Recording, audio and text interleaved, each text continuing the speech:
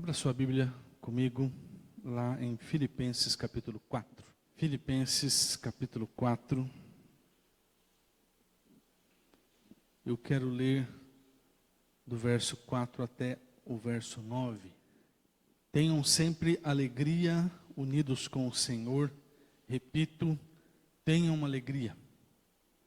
Sejam amáveis com todos, o Senhor virá logo. Não se preocupem com nada, mas em todas as orações peçam a Deus o que vocês precisam e orem sempre com o coração agradecido. E a paz de Deus, que ninguém consegue entender, guardará o coração e a mente de vocês, pois vocês estão unidos com Cristo Jesus. Por último, meus irmãos, encham a mente de vocês com tudo que é bom e merece elogios, isto é, tudo que é verdadeiro, digno, correto, puro, agradável e decente.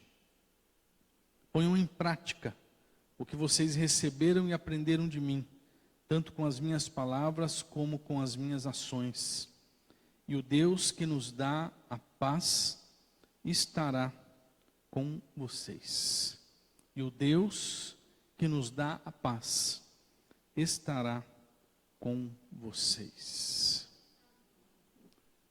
Há exatamente uma semana começou em Israel uma guerra que já vitimou aproximadamente ou mais de 4.000 pessoas. Você deve ter ligado os jornais e deve estar sabendo disso aí. Eu não quero aqui entrar no mérito da questão, porque não é o nosso objetivo.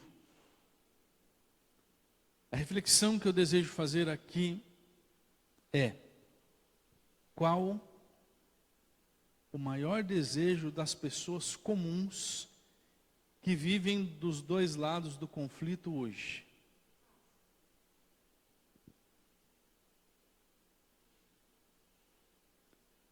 Qual o desejo, ou o maior desejo das pessoas que vivem dos dois lados do conflito hoje? Todos ali querem que o conflito acabe, ou seja, as pessoas querem paz, porque só haverá paz quando acabar a guerra. E na verdade esse é o conceito sobre paz que a maioria das pessoas tem. Em geral, as pessoas acreditam que a paz vem somente depois que acabam os conflitos, depois que acabam os problemas, depois que cessam as dificuldades, os perigos, as incertezas. E por conta dessa concepção sobre a paz, as pessoas ficam o tempo todo tentando resolver os seus problemas, nem que seja a toque de caixa, nem que seja remendando aqui ou ali, nem que seja negociando alguns valores. Elas pensam que no fim dos problemas estará a paz. E essa concepção não está de todo equivocada. Não posso dizer que isso está errado por completo. Porque, por uma questão de lógica, quando acaba uma dificuldade, quando acaba um perigo, quando desaparece um incômodo, um desconforto, surge o quê? A paz. A questão é que as lutas, as dificuldades, os problemas, os perigos, sempre existirão nas nossas vidas. E esse conceito de paz, esse conceito do senso comum a respeito da paz. Fala de uma paz que passa rápido demais. Porque é uma paz que só dura até o início de um novo problema. Não é verdade? Quando começa um novo conflito, um novo perigo, uma nova incerteza, o que acontece com a paz? Ela evapora, ela vai embora, ela desaparece. Agora, Paulo fala de uma paz diferente. Se o conceito de paz para a sociedade em geral é uma paz que só acontece após o fim de um problema, Paulo fala de uma paz que acontece durante o problema. Você entendeu? Se o conceito de paz para a sociedade em geral é uma paz que só acontece após o fim de um problema, Paulo vem e fala de uma paz que é real, que acontece, que existe e que alcança os corações durante o problema.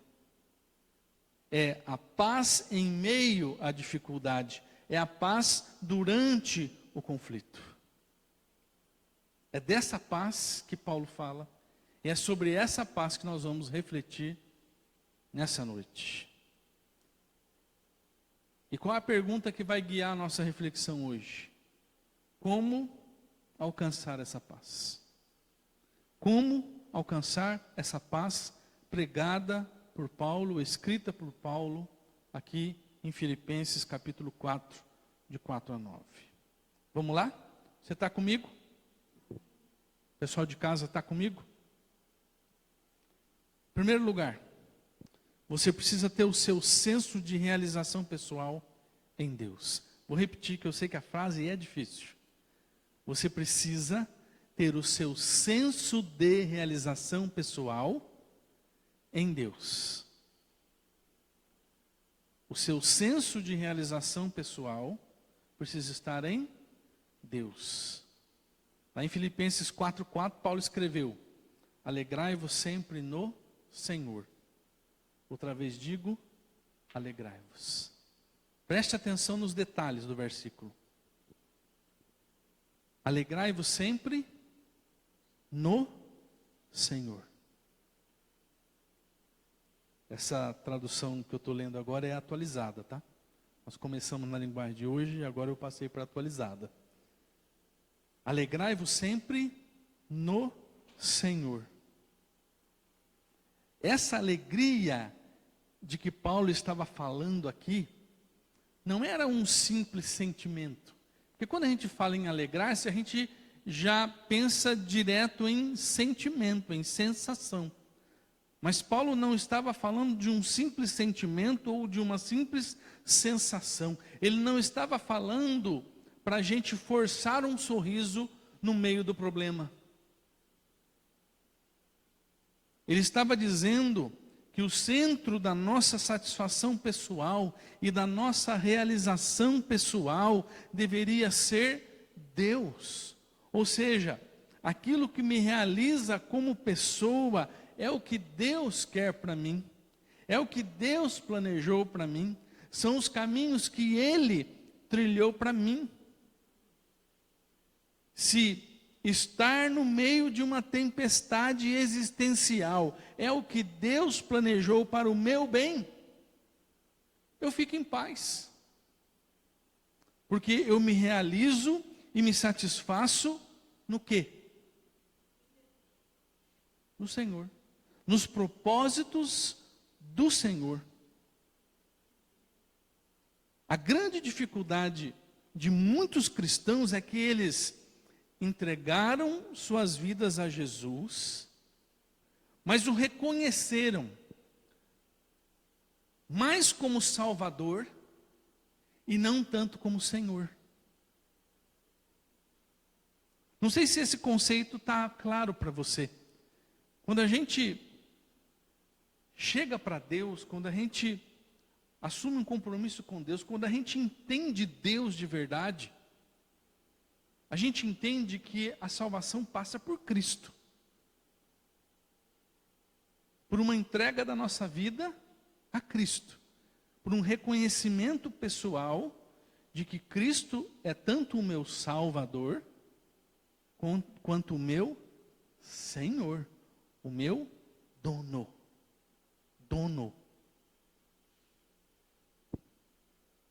Mas o grande problema de muitos cristãos é terem passado por essa experiência de terem se encontrado com Deus, porém, terem percebido Deus ou Cristo mais como Salvador e menos como Senhor.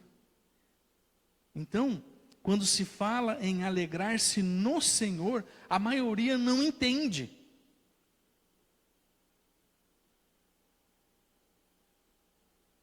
Porque todos pensam que alegria só vale quando eu estou fazendo aquilo que eu quero, do jeito que eu quero, no tempo que eu quero, com as pessoas que eu quero. Daí quando alguma coisa não dá certo, as pessoas se frustram, porque não se sentem realizadas. Na verdade, o grande engano das pessoas é pensarem que se submeter a Deus é perder a liberdade e, consequentemente, perder a realização pessoal.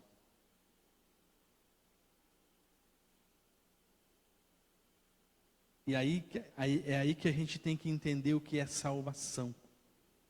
Porque na salvação, o que Deus quer fazer conosco é nos devolver a essência de uma vida plena, que foi perdida com o pecado desde Adão e Eva.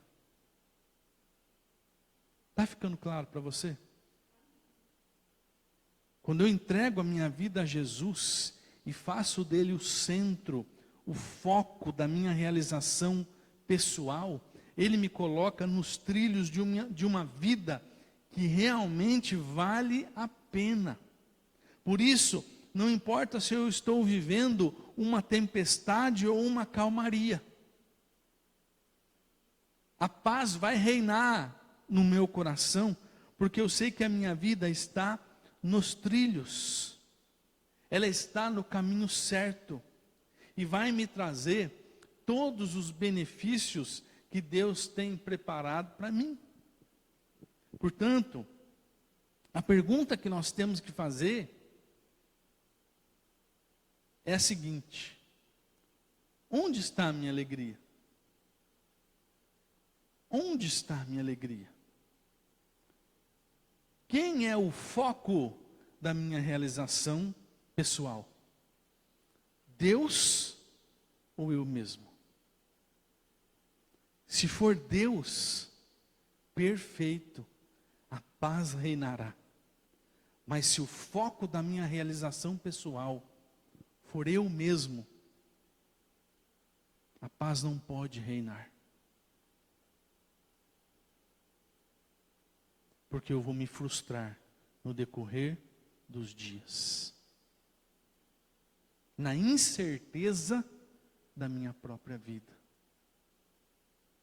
Ao passo que, se o meu foco for Deus, eu tenho paz, independente do que me aconteça, na certeza de que Deus está no controle de tudo. Dá para entender? Eu sei que é um conceito pesado, mas se ele for vivido, a paz vai reinar no seu coração de forma plena. Eu afirmo sem nenhum medo de errar, que Paulo talvez tenha sido, Paulo foi o ícone da Bíblia que mais entendeu isso. Tanto que ele escreveu a carta aos Filipenses, de dentro de uma cadeia, provavelmente com os pés presos num tronco.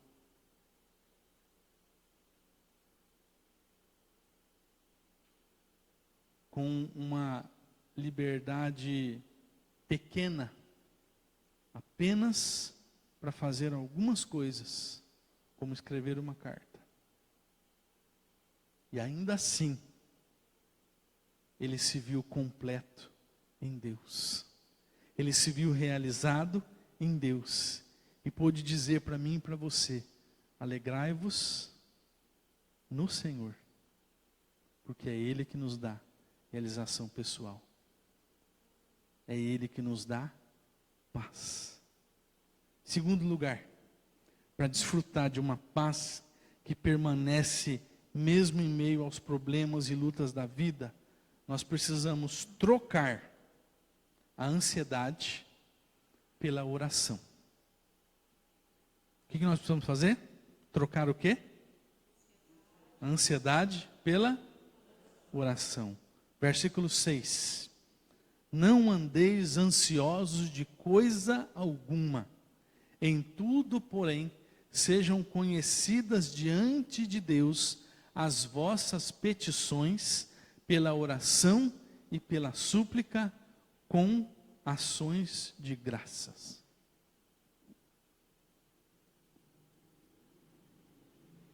Veja, mesmo que a gente compreenda os propósitos de Deus, e se alegre em Deus, se realize em Deus, sabendo que nele nós estamos plenamente realizados, pode sobrar no nosso coração algum resquício de ansiedade.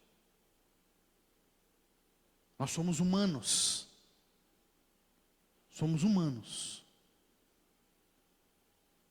Temos medo do inesperado. Temos medo do desconhecido.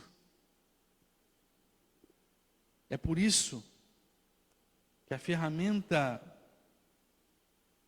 que Deus nos deixou para completar sua paz no nosso coração é a oração. E o texto é muito claro para nós. Não andeis ansiosos de coisa alguma. Em tudo, porém, sejam conhecidas diante de Deus o quê? As vossas petições. Através do quê? Da nossa oração e da nossa súplica, com ações de graça. Eu vou orar, eu vou pedir, eu vou muitas vezes suplicar, e ao mesmo tempo eu já vou dar graças a Deus pelo que Ele tem feito. Então, ao invés de me entregar à ansiedade, eu vou me entregar à oração. Porque na oração, eu entrego a Deus aquilo que me dói. Na oração, eu entrego a Deus aquilo que me faz sofrer. E eu descanso na certeza de que Deus tem a mão no leme da minha vida.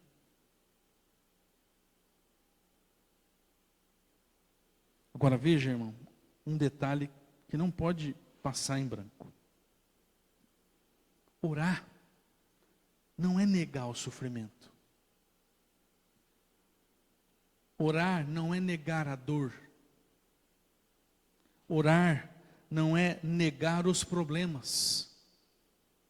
Não é você bater no peito e falar, não está acontecendo nada comigo. Não, meu coração está limpo, não está acontecendo nada aqui dentro. Estou feliz. Porque isso é mentira. Orar não é negar nada do que está acontecendo de ruim com a gente. É sim assumir o que em nós está ruim. É assumir o que nós estamos sentindo. Porém, sem o peso da ansiedade. Eu assumo o que está acontecendo. Eu falo para Deus sobre o que está acontecendo. Mas eu não tenho mais no meu coração o peso da ansiedade. Porque sabe o que a ansiedade faz? Ela coloca uma lente de aumento em situações que já estão ruins, tornando tudo muito mais complicado, tornando tudo maior, tudo superlativo. É isso que a ansiedade faz. Ela dá uma noção errada da realidade. E a gente fica com a noção errada das coisas. É exatamente por isso que o apóstolo Pedro, alinhado no mesmo espírito de Paulo, escreveu lá em 1 Pedro 5,7, lançando sobre ele toda a vossa ansiedade, porque ele tem cuidado de vós. Não é algo impressionante, irmãos? Paulo foi escrever aos Filipenses: não andeis ansiosos de coisa alguma. Pedro escreveu para outra igreja a mesma coisa com outras palavras, lançando sobre ele toda vossa ansiedade, na certeza de que ele tem cuidado de vós. Eu pergunto para você, meu irmão, minha irmã, o que é que tem dominado a sua vida? A ansiedade ou a oração? O que é que tem falado mais alto na sua vida? A ansiedade ou a oração? Troque a ansiedade pela oração, e a paz de Cristo vai ser abundante no seu coração, mesmo no meio da crise, da dor, do problema. Terceiro, para a gente encerrar, para experimentar essa paz pregada por Paulo, uma paz em meio às dificuldades, é preciso mudar o foco da nossa mente. Mudar o foco da nossa mente. Vamos dar uma olhada no verso 8? No verso 8, Paulo disse assim: finalmente, irmãos, tudo que é verdadeiro, tudo que é respeitável, tudo que é justo, tudo que é puro, tudo que é amável, tudo que é de boa fama, se alguma virtude há e se algum louvor existe, seja isso que ocupe o vosso pensamento. Paulo estava dizendo que a mente precisa ter um foco específico, senão a paz em meio à crise não vai acontecer. Na lista de Paulo, você não vê a sugestão para que você focalize a sua mente na tragédia. Na lista de Paulo, você não vê a sugestão para que você focalize a sua mente no problema, no conflito, na dor que você está vivendo. Por quê? Porque quanto mais você mentaliza o problema, mais você se afunda na preocupação e em todo sentimento negativo relacionado ao problema. Eu conheço muita gente que simplesmente não consegue focar no que existe de bom na sua vida, apenas no que existe de ruim.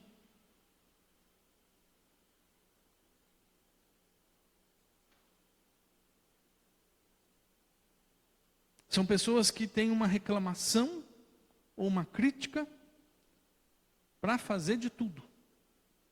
Conhece gente assim também? Não consegue ver nada de bom em lugar nenhum. Sabe a história do copo meio cheio, meio vazio? Tem gente que quando olha o copo pela metade, ela fala: nossa, esse copo está meio vazio. Mas tem gente que olha o mesmo copo e fala: puxa, o copo está meio cheio. Tem gente que só olha o copo, o mesmo copo, e vê o copo meio vazio. Por quê? Porque só vê o lado negativo. E essas pessoas são exatamente aquelas que vivem sempre ansiosas, sempre pesadas e reclamando que a vida não sorri para elas, que o sol não brilha para elas.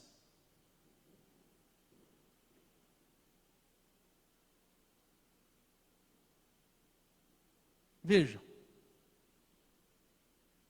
a ideia aqui não é esquecer o problema, não é fugir do problema, não é fingir que o problema não existe. A ideia é arejar a sua mente com aquilo que pode trazer alívio emocional, escape psicológico, descanso para os pensamentos e para as emoções. Você lembra do que o profeta Jeremias disse no meio dos seus problemas? Lá no livro de Lamentações, texto mais clássico de Lamentações, você lembra? Quero trazer à memória aquilo que me pode dar esperança. No meio de todo um conflito que ele estava vivendo, no meio de todo um conflito que o povo de Israel estava vivendo naqueles dias, o profeta Jeremias disse: quero trazer à memória aquilo que me pode dar esperança. E se você ler o livro de Lamentações, o próprio nome do livro já dá a deixa do que é o livro. É um conjunto de lamentações. É um conjunto, é um relato de tudo aquilo que o povo de Deus viveu de ruim naqueles dias. São reclamações de Jeremias para Deus. Mas houve um momento que Jeremias fez o exercício certo. Ele não negou os problemas, nem do povo e nem dele. Ele não negou nada. Ele colocou para Deus. Mas chegou um momento em que ele falou: pera, eu preciso arejar a minha mente, eu preciso arejar o meu coração. E ele fez o exercício correto para quem deseja ter paz no meio dos desconfortos da vida. Ele focalizou a mente naquilo que traria para ele a paz. Irmão, irmã, posso ser bem honesto? Posso ser bem franco com vocês aqui, com os irmãos que estão participando do culto online? Pare de alimentar a sua mente com notícia ruim.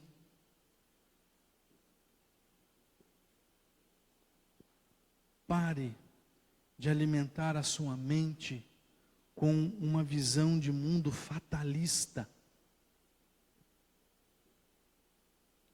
com o pensamento vitimista de que tudo de ruim só acontece com você, de que o mundo conspira contra você. Pare com isso. Pare de alimentar a sua mente com fofoca. Pare de alimentar a sua mente com inveja. Alimente a sua mente com aquilo que pode nutrir a sua esperança.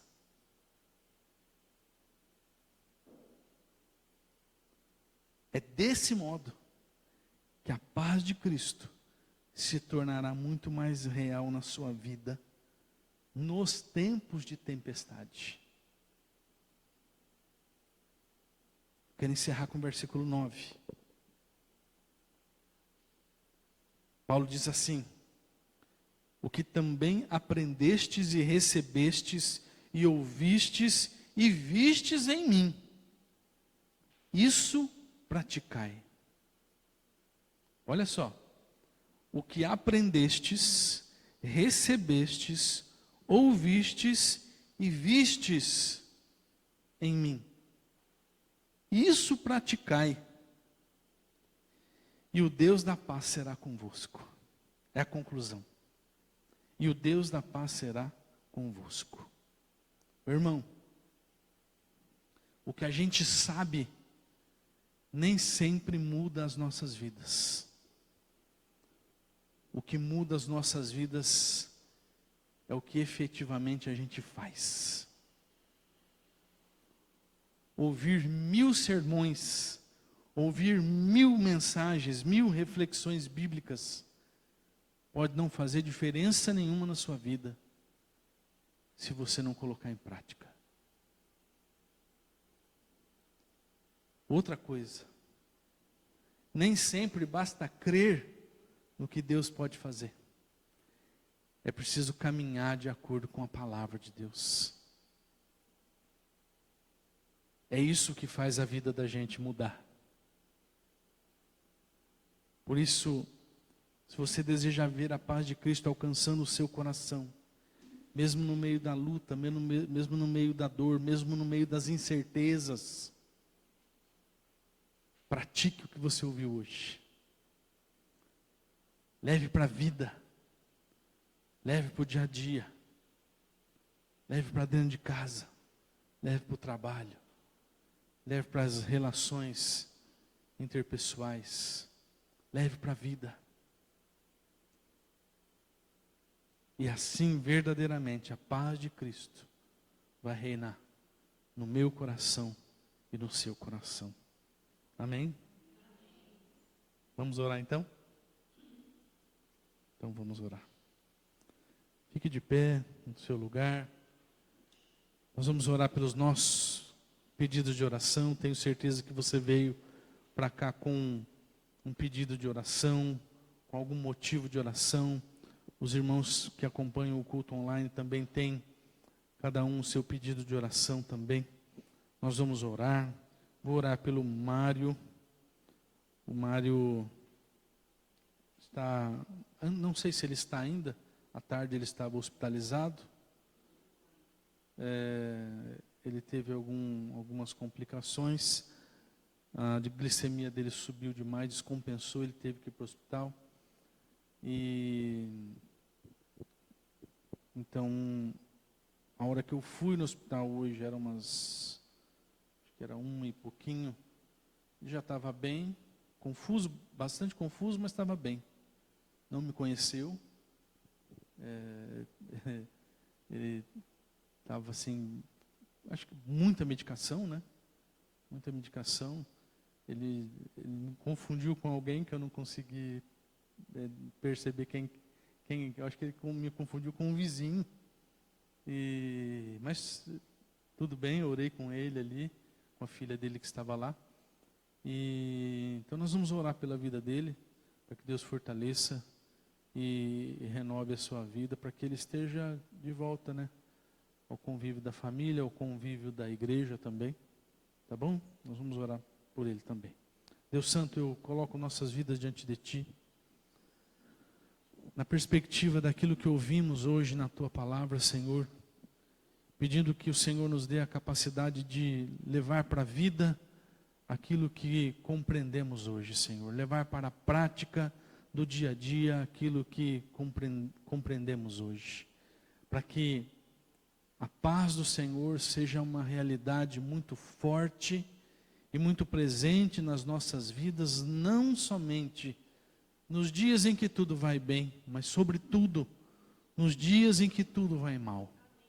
Que o Senhor nos dê a capacidade, Senhor, de passar pelos tempos ruins com paz no coração, lutando sim, orando sim, mas com paz no coração, ó Deus, sabendo que a nossa vida foi colocada nos trilhos pelo Senhor, sabendo que as nossas vidas não estão fora dos caminhos, sabendo que não vivemos sem propósito, mas caminhamos, ó Deus, nos Teus propósitos. Então, Senhor, ajuda-nos a viver a prática da Tua palavra, Senhor. Eu coloco diante de Ti a vida do Mário.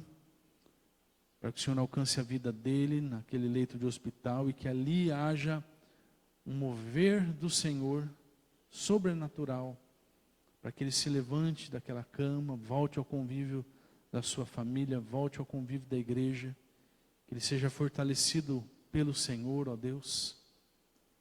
Oro, Senhor, por outros irmãos da igreja que estejam enfermos, que o Senhor também alcance essas vidas, Pai, pessoas que não sabemos, ó Deus, mas que estejam enfermas. O Senhor conhece cada um, o Senhor sabe, então alcança com o teu poder de cura, renova, fortalece, faz a tua obra. Eu oro pelos irmãos que estão aqui hoje, cada um com o seu pedido, sua necessidade. O Senhor é um Deus poderoso que alcança, Senhor, cada uma das nossas necessidades, cada um dos nossos problemas. O Senhor tem um tempo para cada um dos nossos problemas, Senhor. Então, abrevia, ó Pai, a solução, o fim para as lutas, dificuldades que o teu povo tem vivido. Eu oro pelos irmãos que estão acompanhando o culto em suas casas. Pai, que ali também haja vida, que ali haja refrigério, que ali haja socorro do Senhor para cada situação de problema, de luta. Pai, esse irmão, essa irmã que tem sofrido com um ataque maligno, ó Deus, cuja casa tem vivido um tempo de muita luta, de muita batalha, Pai, eu repreendo em nome de Jesus a ação do mal nesta casa, ó Pai, que toda a força do maligno bata em retirada, caia por terra toda a interferência de Satanás, em nome de Jesus, e que haja paz nessa casa, Senhor, haja paz nessa casa, para a glória do teu nome, em nome de Jesus, amém, amém. Eu vi uma casa com muita batalha agora nessa oração, com luta mesmo, luta pesada de algum irmão que está acompanhando o culto online. Então, receba essa libertação, cuida da sua vida, coloca a tua casa em ordem, tua vida de oração em ordem, porque Deus tem grandes planos para a tua vida, tá? A igreja sabe que dificilmente eu tenho esse tipo de revelação, mas quando tenho, eu falo porque é de Deus. Então, quem recebeu essa oração, coloque a vida na presença de Deus, porque Deus tem grande libertação para dar, para você que está em casa e para você que recebeu essa oração, em nome de Jesus. Irmãos, Deus abençoe a todos, uma ótima semana, volte para casa na paz do Senhor.